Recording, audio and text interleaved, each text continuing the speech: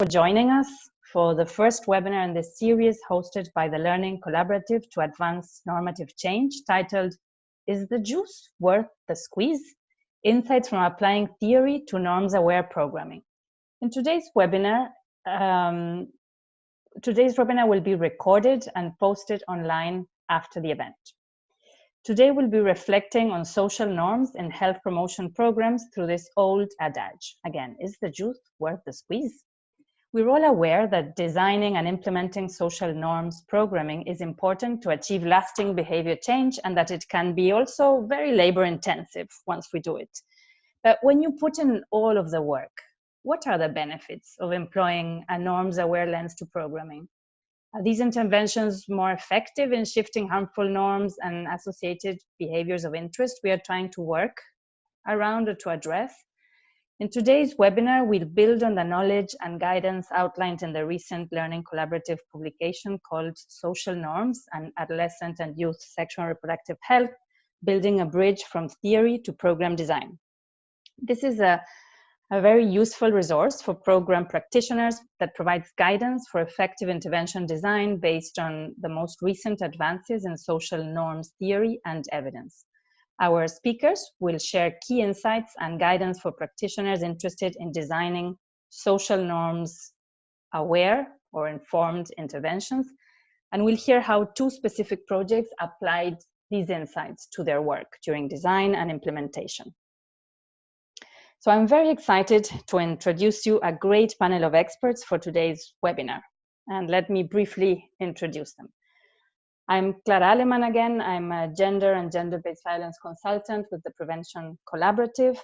Lori Heise will start us off. She's a professor of social epidemiology at the Johns Hopkins Bloomberg School of Public Health.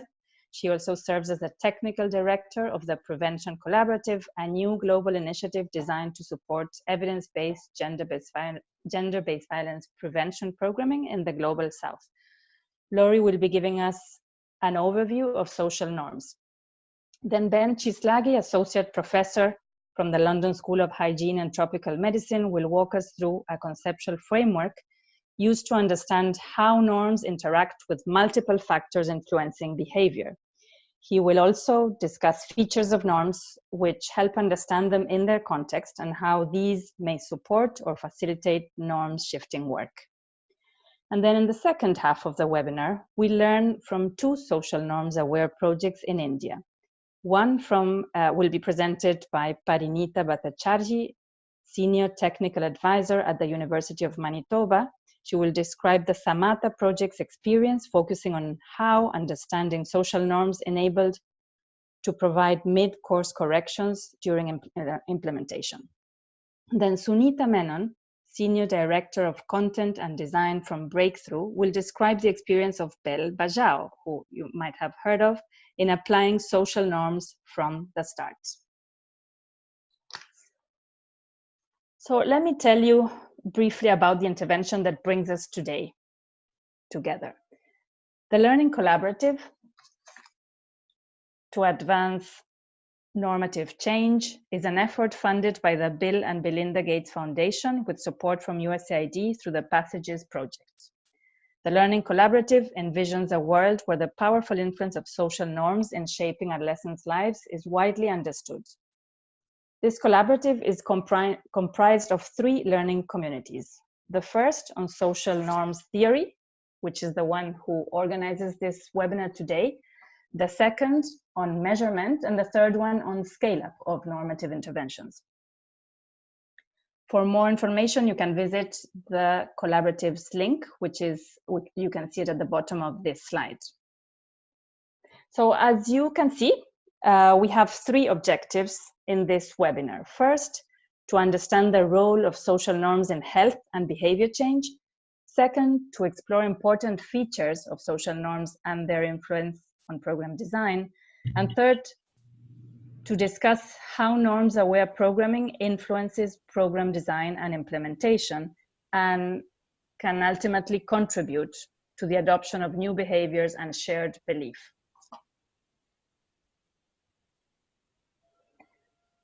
So before we get started, I wanted to I'll let you know we'll have enough time for questions and answers at the end. So please feel free to submit your questions via the chat box in the corner of your screen. We'll collect your questions throughout and share them with our panelists at the end. So please indicate if there's anybody specifically to which you are asking the question, and we'll direct it to them.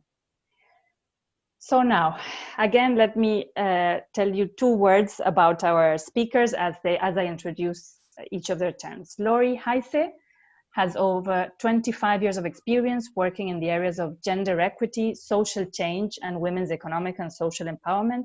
Her current work focuses on research on preventing violence against women and children in the family and transforming gender norms. Lori, the floor is yours.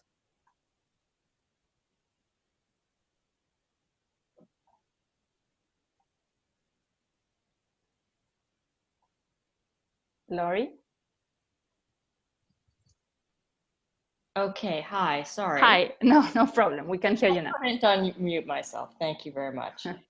Well, I'm very happy to be here today. And what I wanted to share with you was actually my personal story of trying to get my mind around the issue of social norms and applying it to programming. Because I think in the story of my personal odyssey is one which reflects sort of what we have as a field gone through in the last, I would say, 2 to 3 years, as the language and some of the theory of social norms has penetrated and become part of the discourse on different topics of international development. So can you do the first slide, please?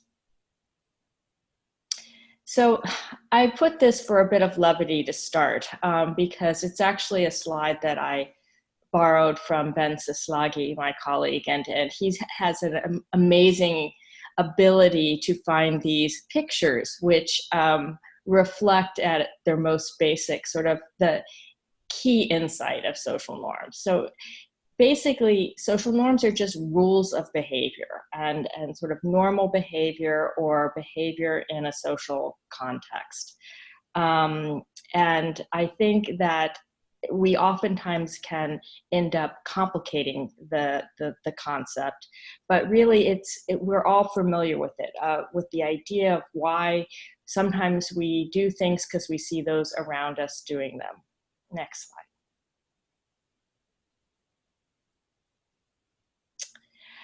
So when I first came to the issue of social norms, I actually worked on what I was used to calling gender norms. And this came from my work for years and years in the field of sexual and reproductive health and the feminist movement, and work on trying to transform what we at the time called inequitable gender norms. There was a lot of discussion in the 90s and the 2000s around the power imbalance between men and women and gender-related power imbalances and their implications for family planning use, for HIV prevention, and the like. That actually was a stream of thought which was quite separate from one which I encountered as I got to know actually Ben Sislagi, who you'll hear from next, who came from a tradition and a theoretical perspective on social norms. And it raised the question in my own head, well, they're talking about norms slightly different than we do with respect to gender norms in a much more kind of specific, and at the time I used the term disciplined way. And this was the kind of discussion that was being introduced around thinking about problems in the development sphere like early marriage, female genital cutting, and violence. And so I started this on an odyssey to figure out, well, is there something from the theory of social norms and from an academic perspective that could actually help us program better in the space of changing these harmful practices? Next. What I learned is actually, as I delved deep into the issues around social norms, is that there were actually lots of different traditions, from moral philosophy to social psychology to economics to feminist and gender theory, that dealt with the notion of norms. And actually, they tended to define and even understand what norms were differently. The perspective that seemed to have gripped the imagination of the folks in international development was that from the social psychology. And if you look at the bottom of the slide here, the typical thing that you see in terms of a definition of social norms from psychology is it's a shared, often implicit, social rule that people conform to because either it's typical or it's considered appropriate or expected. And you'll see these two terms which frequently pop up, which is either the idea of a descriptive norm, meaning that which other people are doing and describes their behavior, or an injunctive norm, meaning that there's actually some expectation attached to that. Next slide, please. And there's three sort of important features that you see in the kind of social psychology approach to norms. One is the idea that norms are beliefs about others' behaviors, and what the expectations of others are. They also exist within what has been termed reference groups, meaning that you're actually looking and considering your own behavior in comparison to those around you. And those reference groups can vary. Sometimes a norm can be so ubiquitous in a cultural setting that it's actually a norm of that entire community or setting. Sometimes, though, smaller groups of people can establish norms. So, for example, there may be one set of behaviors that your faith community expects of you, which might be very different than what your peers may accept or expect of you. And therefore, the notion of reference group is useful for programming because it directs your attention to thinking about, well, who is it who is actually influencing the outcome and the behavior of the group that we're trying to change. And oftentimes it can be more than one group. It can be contextual. So, for example, if you're thinking about sexual behavior of an adolescent, again, the messages and the expected behavior may be very different in the family from their parents than from their peers. And finally, there is this concept of sanctions, which is the idea that oftentimes, although not always, norms are held in place and sort of solidified through either approval or disapproval of others. So sometimes we do things because we know it will gain us status or approval or belonging, and that's a very strong motivator. Other times we may not do something because we know that it would be frowned upon, or we would be ostracized, or people would gossip about our behavior. Next. So when I encountered this approach to norms, one of the things that occurred to me is there were aspects of the discourse and the understanding of norms from the gender space that really were not discussed in the social psychology space. And one of the key ones of key factors there is the issue of the role that power plays in social relations. So when feminist and in the sexual reproductive health community talks about gender norms, we're often talking about the issue of how power circulates between men and women.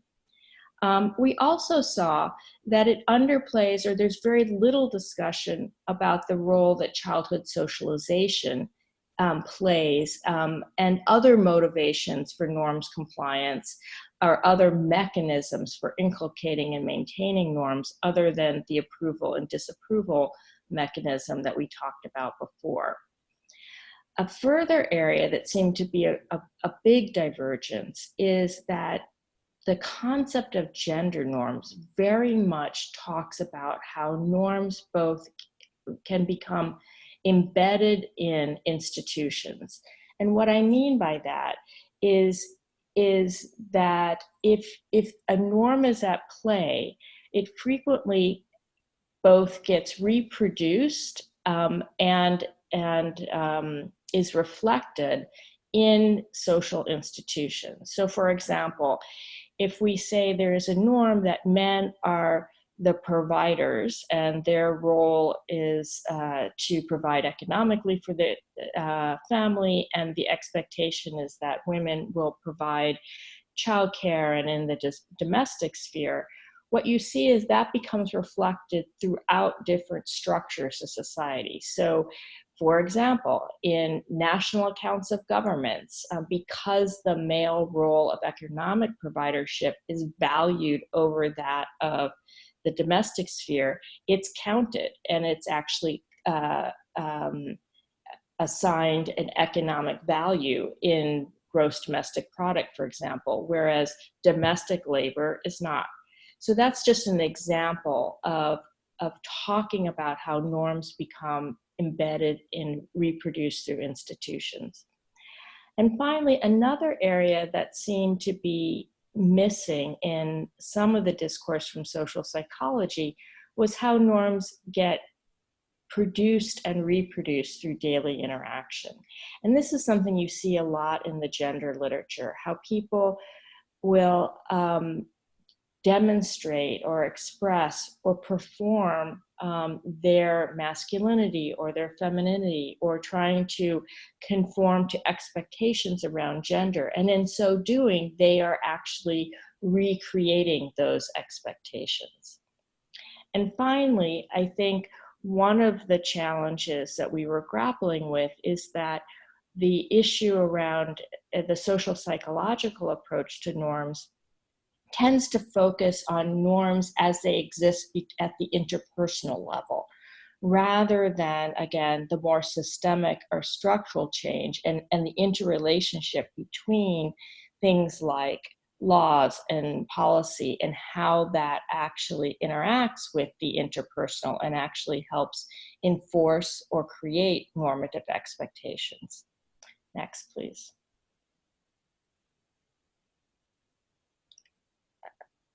So just briefly, if you think, one of the things that came to us as we were, and when I say we, it was actually Ben Sheslagi and I who were working together trying to understand these different traditions. And rather than the gender norms position being undisciplined or sort of less fulsome than the cognitive, we realized that actually they just came out of two different streams of sociological thought, or of social science thought. So the sociological approach to norms basically sees norms as existing sort of outside of the individual, but they can be internalized, and that they're learned through instruction, the media, role models, and they become ingrained in institutions and social relations. The cognitive approach basically sees social norms or conceptualize them as beliefs that exist in the mind. And this is actually an animated slide, so I'm going to ask you to click a few times to get the rest of it up there. Go ahead. One more. Okay. So if you look at this, what you see is that there is a whole tradition in social science out of sociology, gender and development, and anthropology on the left-hand side of your screen that really is quite consistent with the discourse and the understanding of norms that came out of the gender norms discourse. And then there's another set of social science explorations, game theory, behavioral economics, social psychology, that really informed the social psychological approach of social norms existing in the mind. And it's not that one is right and the other is wrong, it's that it's dealing with norms at different levels, and they both bring different things to our discussion and our understanding. Next slide.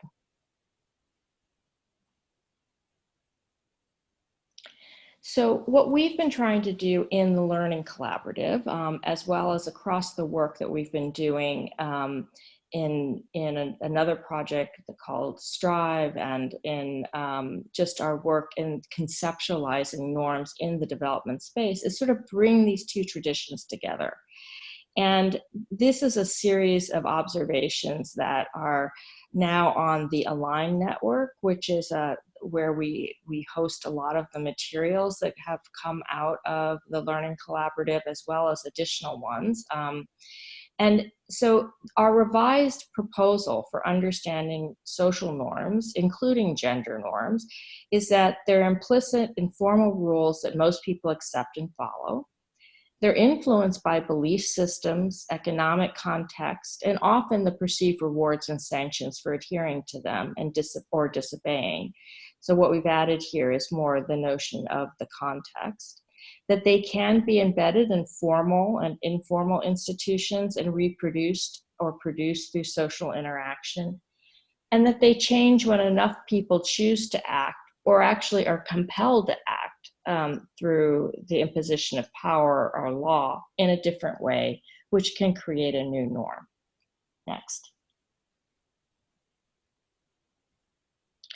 So this is something from the document, and I'm not going to go through it in great detail given the time constraints, but I find it very helpful. And it's an effort to really lay out some of the insights of what has been learned about normative change at a community level. So some of the key things, just briefly to go through, is to recognize and confront power imbalances, and that we cannot ignore power in our efforts to think about norms. At a community level, we've had a lot of success with creating safe spaces for critical reflection. Norms often reflect deeply held values in a community, and therefore attacking them from the outside oftentimes is not an effective strategy. It's much more effective to pose questions that cause groups of people to reconsider the origins of the behavior and other ways to honor the deeper values that they hold dear. That's the third one, is rooting it within this community's own value system. Another thing that we've seen is that oftentimes we go wrong because we're actually making assumptions about which norms are most at play. And you'll hear some examples about in Samatha, where I think part of where we went wrong in the very early days is we thought that one norm or one set of beliefs was what was really driving the behavior, and realized that actually we were working on the wrong norm. And so accurately assessing upfront exactly what is the set of beliefs and norms is incredibly important. And future parts of the webinar will actually give us information on how to do that well. Laurie? Yep. Sorry, I need to ask you to stop. That's fine. I'm done anyway, so I will go on. People go on. Shall I? Yep. Thank you so much. That was an extremely clear presentation about social norms embedded in their formal and informal structures and systems. I would like to now give the floor to our next speaker, Ben Chislagi. He leads a team of researchers and activists working at the intersection between gender equality, child protection, and ethics of international development. His research aims to collaborate with NGOs to increase their self-reflective ethical practices and integrate greater understanding of gender and social norms into their work. Ben? Thank you, over Clara. to you. Thank you. And I see so many names of people that I've met before. I tried to actually chat to say hi to all of you, but our chat is disabled, so I'll take advantage of this first seconds to say hi. So what I will be doing in the next 8 slides is to look at some, let's call them insights, or into how the translation of social norms theory into practice needs to be informed by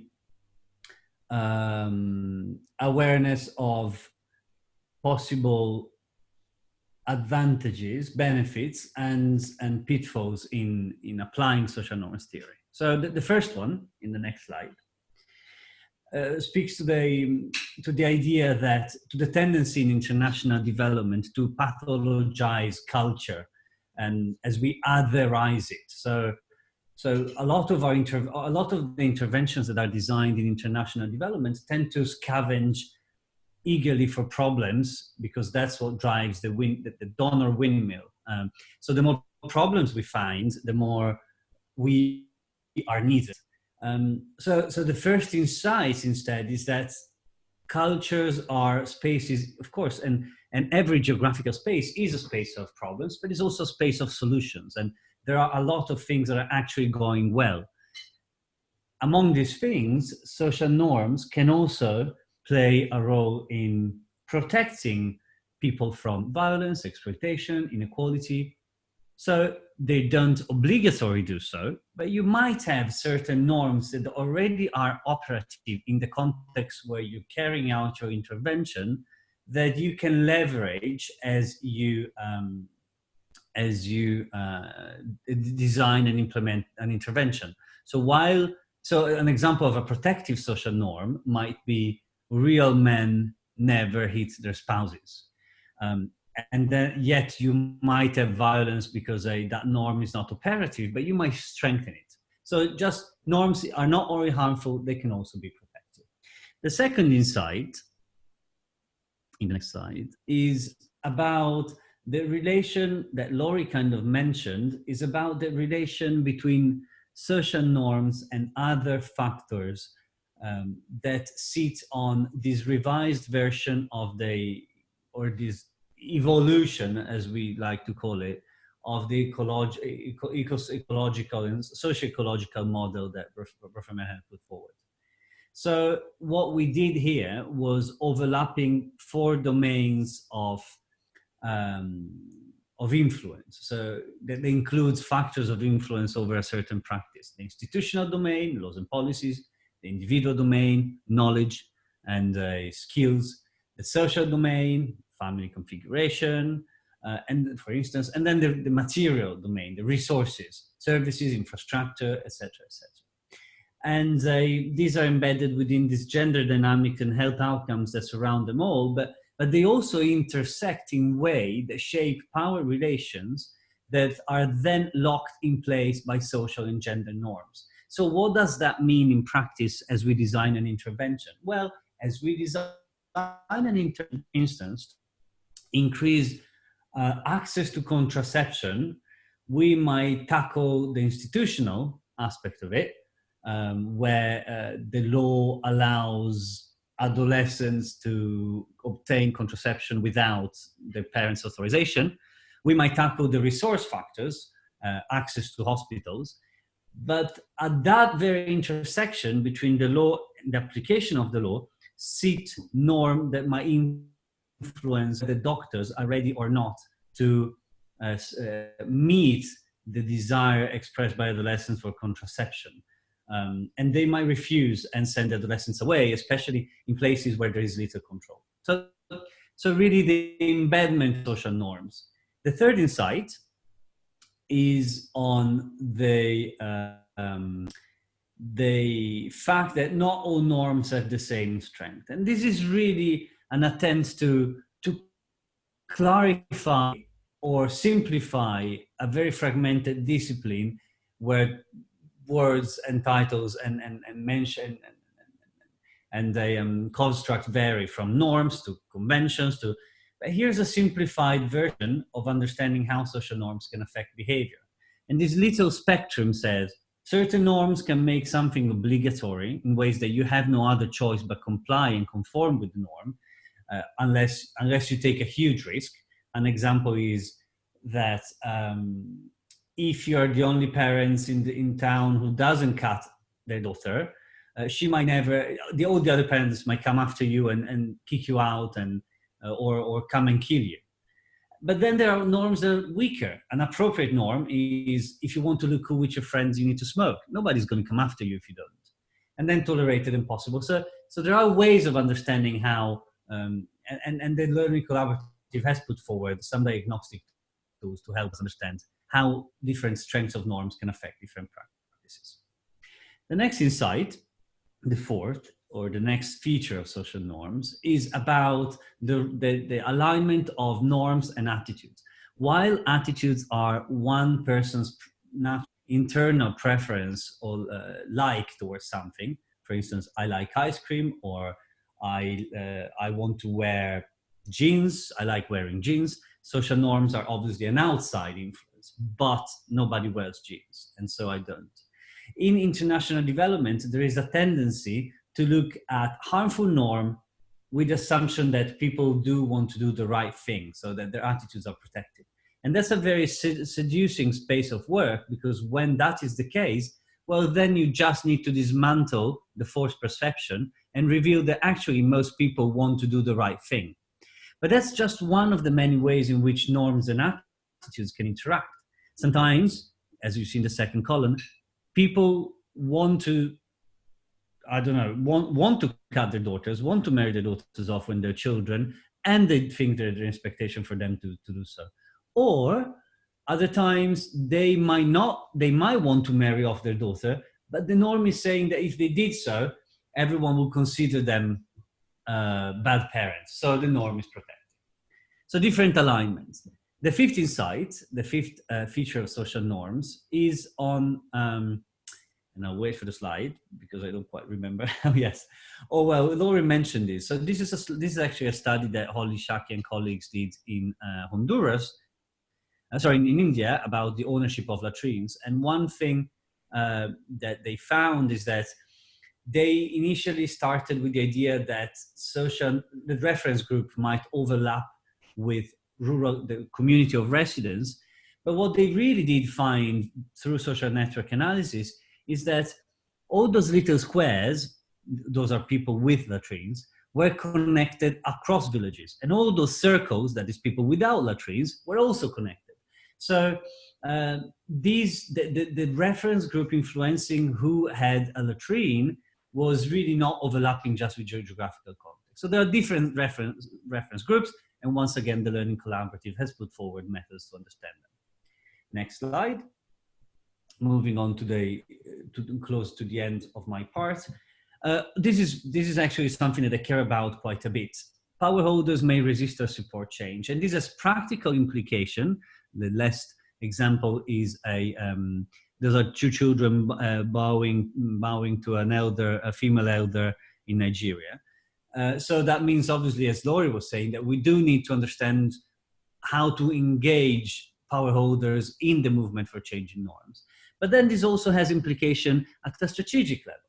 And this is why there is a small UNICEF picture in there. So while on the one hand, we are very aware of how power holders can hold biases that are harmful, we spend less time understanding our role as power holders and our biases and the norms that exist within the within the international development system, and how those norms might actually help work against our desire to achieve social change, be it in the incentive system, be it in the structures that transform global narratives into local practices. So both at the programmatic and at the international level, we need to be aware of this. The second last slide of mine on the 17th site is that pretty everywhere you will find holders of positive deviant attitudes.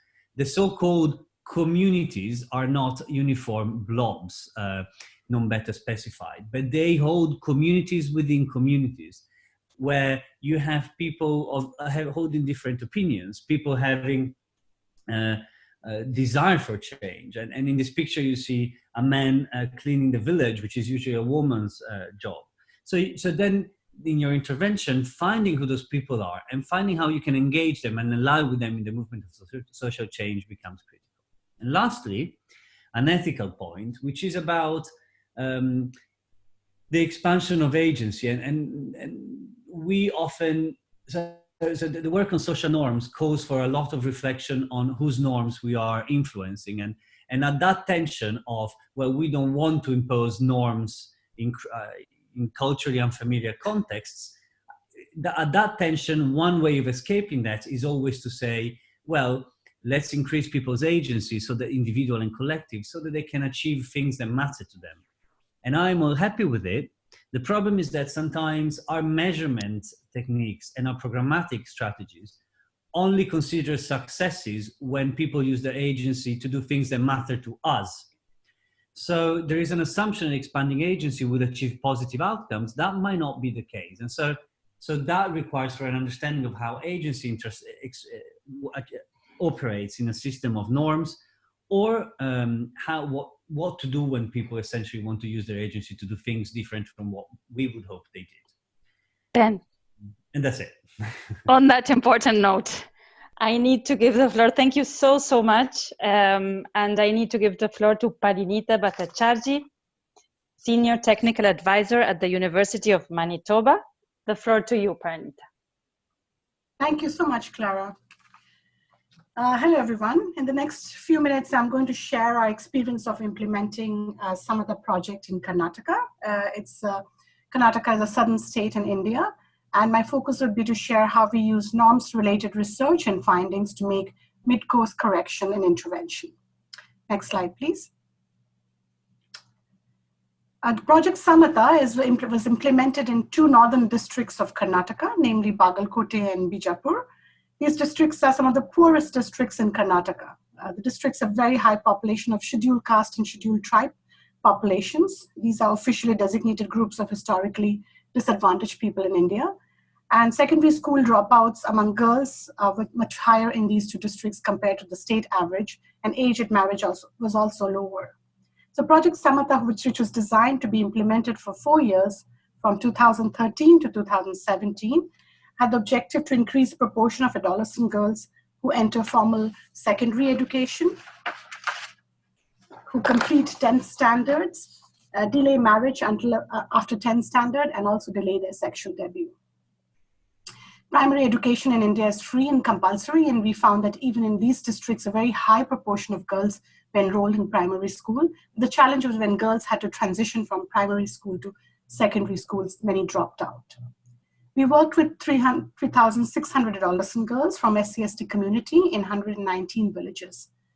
The project was a multi-level project and proposed reducing negative gender norms among boys and girls, building sense of agency among girls, improving academic performance, reducing economic dependence on girls' labor, and making schools responsive to the needs of girls. And we believe that in combination, it all would reduce a dropout of girls from school, secondary school, and delay their marriage. The intervention was designed largely focusing on the girls, but also their families and communities that they live in, boys within their families and the community, and schools where the girls go to. We had planned Samatha as a norm change intervention, as Laurie had mentioned before, and because we did believe that norm change is important to achieve the objectives that the project had set out to. And our assumption initially was that gender and social norms around getting girls married early and not sending girls for higher education were the main norms were the stronger norms. And we believe that these norms kind of impact each other. Girls drop out from school to get married, or early marriage leads to school dropout. Next slide, please. As this was also an evaluation project, our initial days were spent conducting quantitative surveys, and we included questions to understand norms influencing the practice of early marriage and dropout for girls. We found out through the surveys that at least the families reported that they actually supported higher education among girls and thought that the girls should get married as late as possible. So we were a bit confused, as even though people had these norms, at least the research showed, girls were still dropping out from secondary education and getting married early. As Ben mentioned, that not all norms have the same strength. So it seemed that norms that we were actually focusing on may not be the strongest norms that have the strongest influence on outcomes. We got better sense of the norms that influence child marriage or early marriage and school dropout through actually our qualitative research and program reviews. We conducted program reviews annually where we would speak to different stakeholders, including girls, their families, and the community, and got a good sense of what people thought or what influenced their practices. we found that there were actually two interrelated stronger norms that influence behavior of early marriage and school dropout. And that was related to girls' sexual purity and again related to family honor. As girls reach menarche, parents started getting concerned about their sexual purity. There's a fear that girls will start engaging in romantic relationship with boys, or if they talk to boys on their way to school, they will be perceived by others to be having a romantic or sexual relationship. This unwanted sexual attention by boys may initiate rumors about girls or may even encourage the girls to get in romantic relationship that would lead to the family losing their reputation or honor, as girls who engage in romantic or sexual relationship before marriage are not perceived as good girls. So this fear of loss of purity, sexual purity of girls that is attached to, again, family reputation, led actually restriction in girls' mobility and withdrawing them from schools. Families believed that marrying her early seemed to be another option to ensure that she was not available for such relationships with boys and is committed to a husband and a family. The other norm was around gender roles, where girls were expected to play domestic and caring roles in preparation for marriage. So missing school to focus on domestic work, where there is need, was an acceptable thing because girls' education was not considered as a priority compared to boys. Next slide, please. However, as mentioned earlier by the two presenters, Laurie and Ben, the norms are not operating on their own, and we did find that there were various other structural factors that had positive or negative influence on these norms. If families had high educational aspiration for their girls, and we found families where at least one parent had some education, did have high aspiration for girls, or there was an open communication with daughters, and there was a relationship of trust where parents believed what their daughters said more than the neighbors or other people in the community, then parents were willing and able to resist the pressures of the social sanctions and even create new norms. However, in families which were poor, they were dysfunctional, like the father was drunk most of the time, or mother had died, or where there was school performance of girls were not good, then girls were prioritized for domestic chores, and families invested more intensely, actually, in enforcing correct performance of gender roles, and marriage seems to be a way to secure her future. Next slide, please. So with this understanding, the new understanding of what specific norms had stronger influence on people's behavior, we actually redesigned the program. The first thing that we did is, I must acknowledge the role of the outreach workers in the project who facilitated these changes. The workers were women from the same community and from the same context in many times. They understood the realities in the community and were the change agents.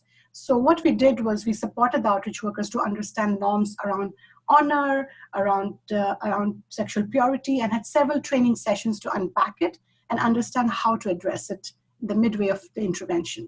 Based on their suggestions, we also revised other parts of the intervention. One of the interventions with the girls was actually reflection sessions. We had started Parivartan groups. Parivartan means change, where they underwent a curriculum-based, facilitated reflective discussion on issues related to gender, marriage, school. And they found these groups very, very empowering. So we used those spaces to add new sessions in the curriculum, focusing on sexual purity, honor, and its impact on girls. Sunita, apologies for interrupting, but we need to give the floor to, sorry, Parinita, to Sunita. Great, thanks. So I just wanted to conclude by saying there were various other changes that we made in the program, but at the same time also made some changes in the structural interventions, like linking girls to schemes, school performances, extra tuitions, to address some of the norms that we learned in Midway. Thank you so much, Clara. Thank you so much for being so disciplined. I know it's a challenge to pack so much in 7 minutes, but so now I would like to give the floor to Sunita Menon. As I said at the beginning, she's the Senior Director of Content and Design from Breakthrough. Sunita, the floor is yours. Thank you, Clara. Hello, everyone. My name is Sunita and I represent Breakthrough. We are a human rights organization working to end violence against women and girls. And we do that by changing the gender and social norms around it. In 2008, we started a 360-degree campaign called Bell Bajao, which called on men and boys to take a stance against domestic violence. And Breakthrough had been working on the issue of domestic violence for many years, and we did an extensive research, formative research and baseline, which threw up several norms around domestic violence.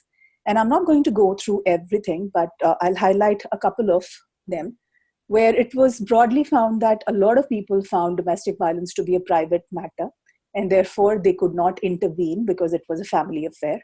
People resisted intervening in a domestic violence situation because they felt that there would be a backlash and they would be stigmatized. The third thing which kind of came into being was a lot of blame was put on the woman. If there was violence within the marriage, it was seen as her responsibility to save marriage. And broadly, men were viewed as three different categories: those who were violent, a few who did act, and a majority who were the bystanders and who did nothing about domestic violence. Interestingly, attitude-wise, both men and women had equal propensity to take action in domestic violence case. Next slide, please. It was clear from the research and experience that the power rested within the man in a patriarchal setup. And in the absence of structural support system like shelter homes or speedy justice system, we had to address the community to halt domestic violence and be the support system for women. So the entire messaging focused on men and boys as critical partners, actors, and leaders in ending domestic violence, and shifting their role from being a bystander to those who are preventing domestic violence. Interestingly, it was also the time when a new law around protection of women from Domestic Violence Act 2005 had been passed by the Parliament. And we felt that it would be a good space to create awareness and demand generation on the law. So when we designed the program messaging, we decided that it had to be a simple, actionable message which connected with people. So we designed an advertisement called Bell Bajao, Bring Domestic Violence to a Halt. Bell Bajao also means ring the bell. So the ad, which I have shared a link to in the latest slide, did three things. One, it gave perpetrators a clear message that domestic violence was not acceptable. The second thing which it did was it gave a message to the survivors saying that they were not alone and that they could seek out help from people around them. And third, it gave a lot of power to the bystanders, the men and women, the community people to go and ring the bell and do it in a way which is non-threatening and yet made a point saying that violence against women was not acceptable.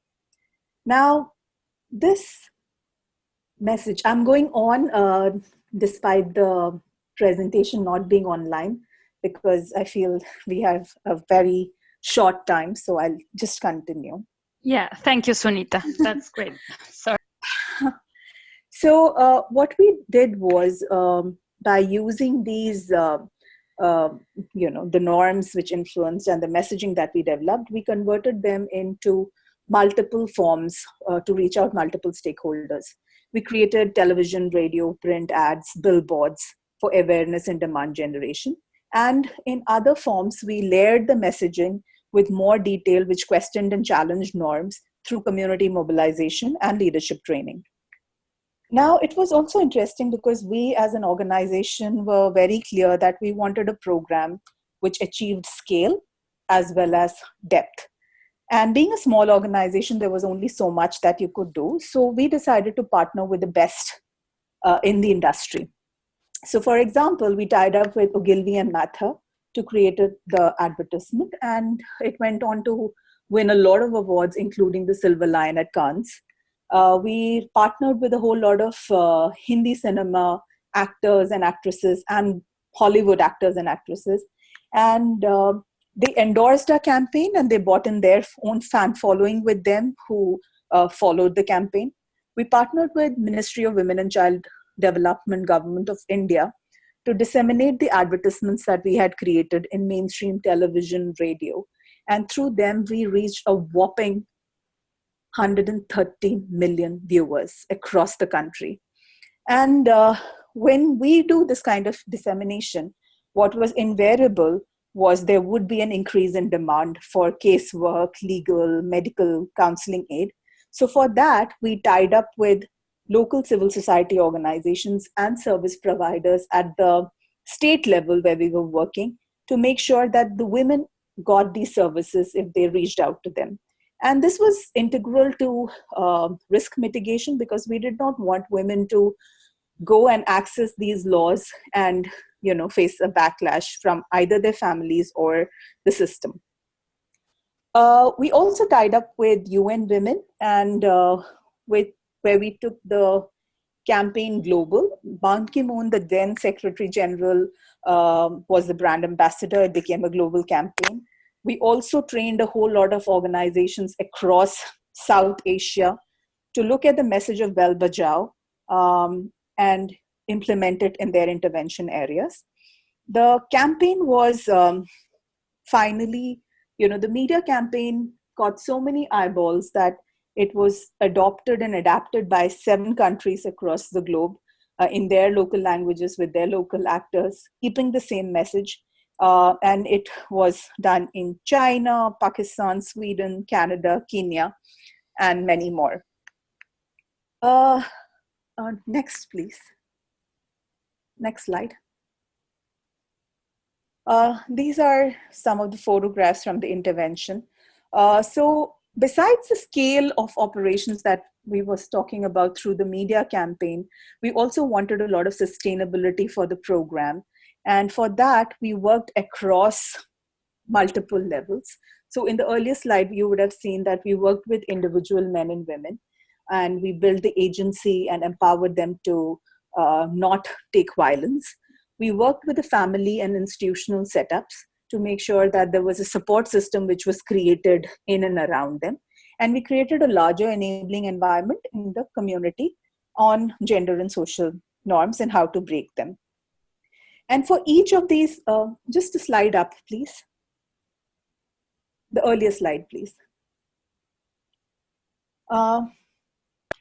We used different strategies to address all of these levels. So we worked from individual to family to institution to community. And to address each of these stakeholders, we used different methodologies.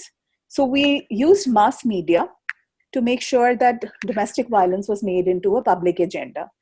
Earlier, it was seen as private affair, and how we kind of made it into a public agenda issue. The second thing which we used was community mobilization, where we used events and video vans and things like that. And we generated public debate around the issue. Over 200,000 people engaged in community mobilization. We also got a lot of positive deviant stories in these programs. Sunita, sorry to interrupt again, but we do need to leave some minutes for questions. Okay, can I just wrap it up? Yes, quickly, okay. Please. So all of these strategies, next please. Slide. Can we go to the last slide, please? So what this entire program managed to do was we increased the knowledge and understanding of domestic violence. Was seen more, not just physical, but mental, emotional, financial. Marital rape was recognized for the first time. 90% of respondents favored taking legal action in case of domestic violence. Nearly 61% respondents in the community reported that the community had taken action to stop it. And there was a decrease in people who thought domestic violence was a private affair. So in short, Bell Bajao captured the imagination of people, and it became a part of day-to-day life.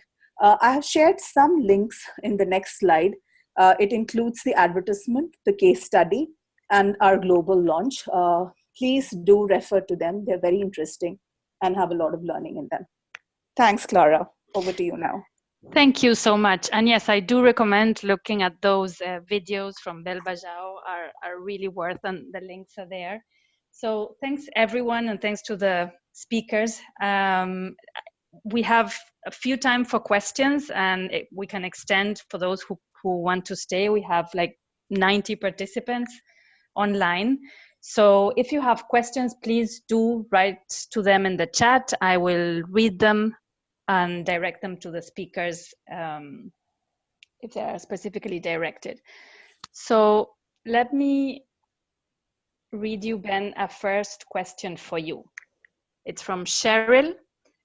How can international development organizations and actors better recognize our own roles as power holders whose norms and attitudes might be getting in the way of our intended outcomes?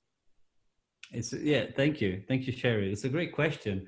I think we need reflective practices within organizations, and that's kind of, some of that is what I try to do, especially with donor agencies, but also with NGOs. So I think we need, within interventions, we need to take the time for inception phases where we understand the context and we allow the context to contradict us.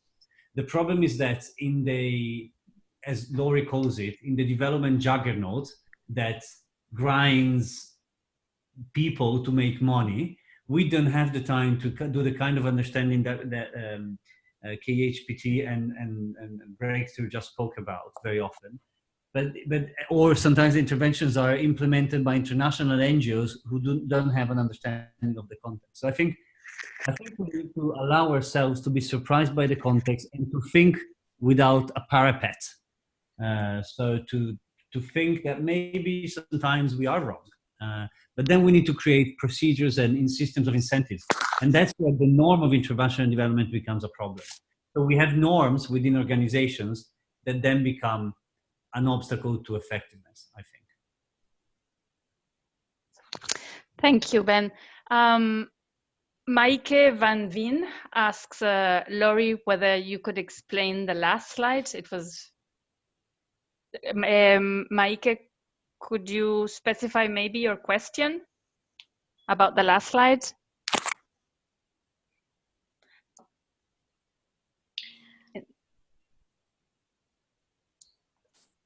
Let's see if we can go to that one.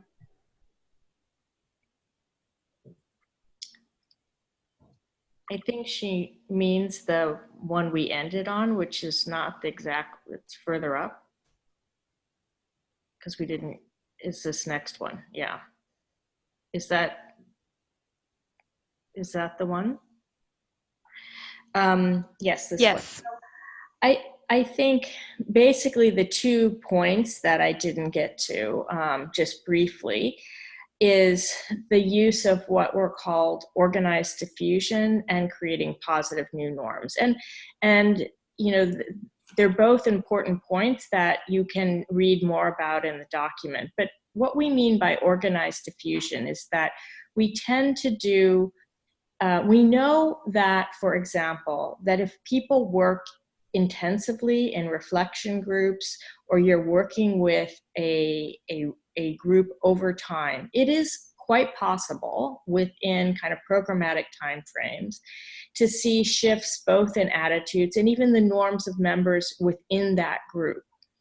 But what we don't see is, without integrating into your plan specific efforts to sort of diffuse that new perspective beyond the group of individuals who, let's say, went through your curriculum or attended some of the community mobilizing events, it's very difficult to have it actually diffuse of its own accord. So that the idea is, if you are doing something in small groups and you hope that it will diffuse to shift norms, you need to pair it with either a mass media strategy like they did in Belle Bojao, or actual efforts of having people serve as change agents to reach out in a more systematic way. So that's what we mean about organized diffusion. You cannot assume that things will just naturally, organically diffuse.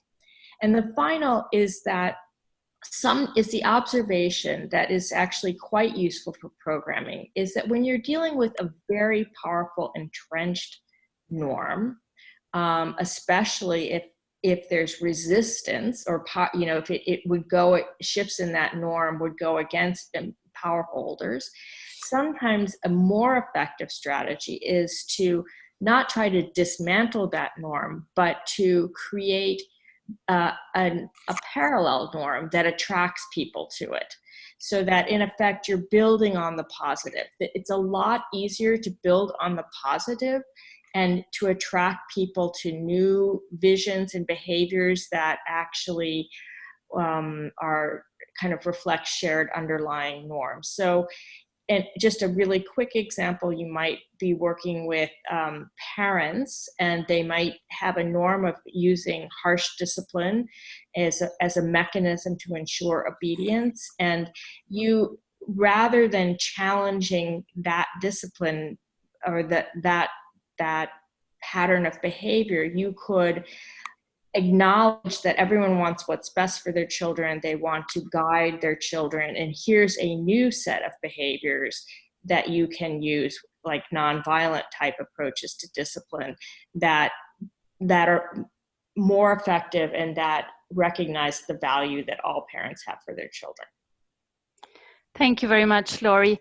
There's another question for Ben, the $1 million question, I think. Thinking about the socio-ecological model, what social norm strategy will be most effective to produce changes in the power holders? This question comes from Modupe Taiwo.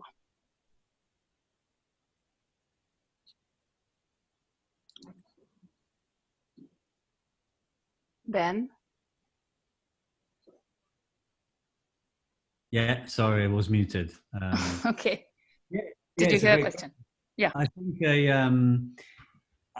think there is no single strategy, and that's kind of the desire, the very understandable desire to find strategies that work across contexts is in itself problematic, because it reduces the time and attention we give to understanding every specific context. But what I've seen working myself in West Africa is to engage power holders in the movement for change, within critical discussions for change. And then when there is a bottom-up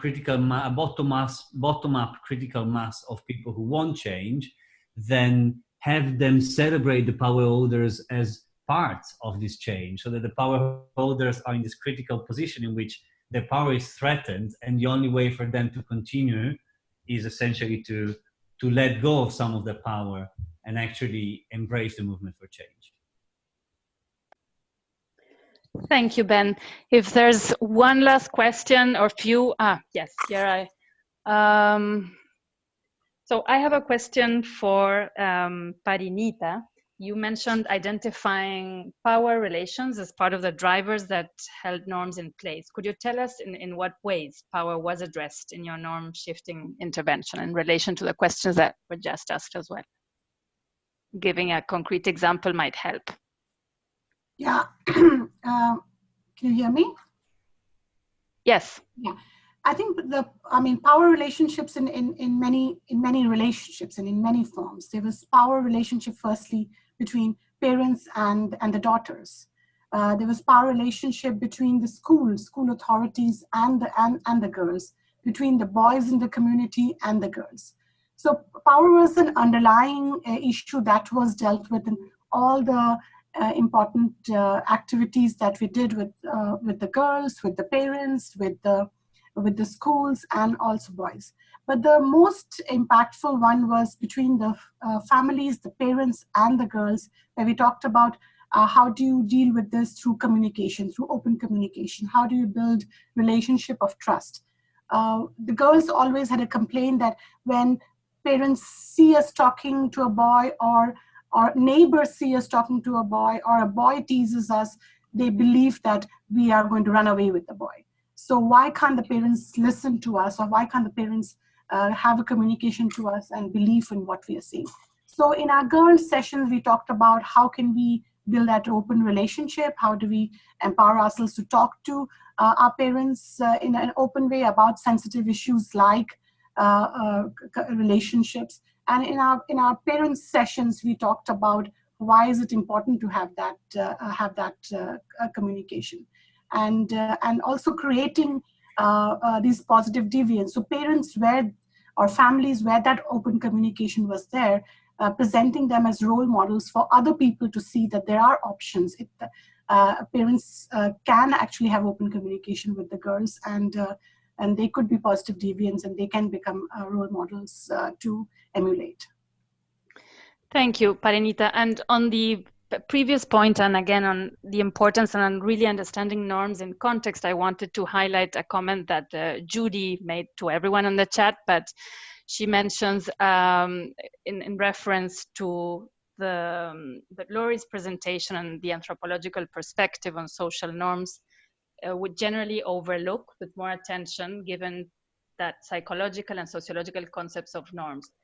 In the norms discussion, she says it's very important that the specificities of individualist versus collectivist cultures, which is 2/3 of world cultures, be considered given that the individualist relationship to the group differs greatly, and therefore the influence of social norms on individuals within the culture.